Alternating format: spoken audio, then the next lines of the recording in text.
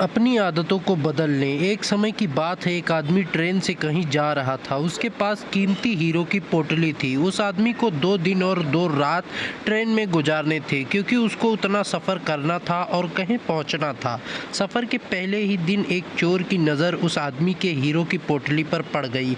अब चोर ने दिमाग लगाया और उस आदमी के पास जाकर एक बड़ा बैग लेकर बैठ गया और उस आदमी से मीठी मीठी बातें करने लगा। चोर ने सोचा कि रात में जब सो जाएंगे तब मैं चुपके से उठकर हीरो की पोटली चुरा लूंगा। यह सोचकर चोर बड़ा खुश होने लगा।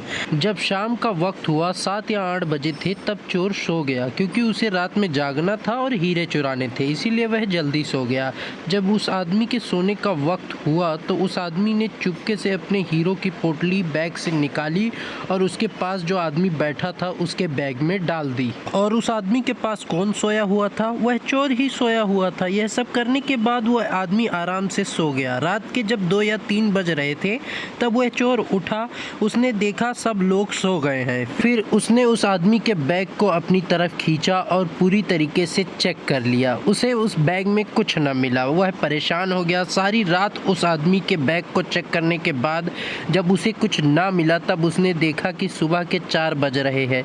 तब वह सो गया। उसके सोने के बाद वह आदमी उठा। उसने अपने हीरो की पोटली उस चोर के बैग से निकालकर अपने बैग में वापस रख ली। जब सुबह हुई तब वह चोर सोकर उठा। उसने देखा कि हीरो की पोटली उस आदमी के पास ही है। उसे लगा कि मैंने रात में कुछ गड़बड़ी की है, शायद उस आदमी के बैग को और अच्छे से चेक करना चाहिए था। उसने फिर से प्लान बनाया कि इस बार रात को अच्छे से चेक करना पड़ेगा। वह चोर फिर से शाम होते ही 7 बजे जल्दी सो गया और उस आदमी ने फिर से अपनी पोटली अपने बैग से निकाली और उस चोर के बैग में डाल दी।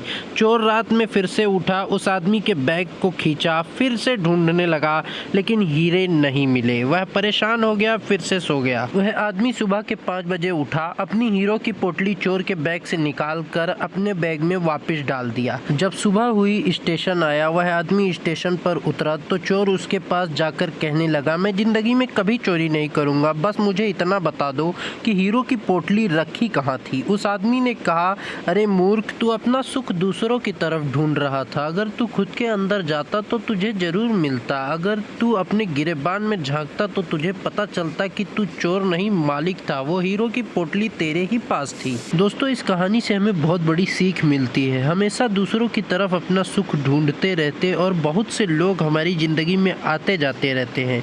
कोई हमें सुख देता है तो कोई हमें दुख देता है। बहुत से लोग ऐसे होते हैं जो अपनी खुशी दूसरों पर निर्भर कर देते हैं, जबकि अगर आप अपने खुद के अंदर देखोगे, अपने गिरेबान के अंदर झांकोगे तो आपको कभी किसी चीज़ की कमी महसूस नहीं होगी। कहानी अच्छी लगी हो तो सब्सक्राइब जरूर करें।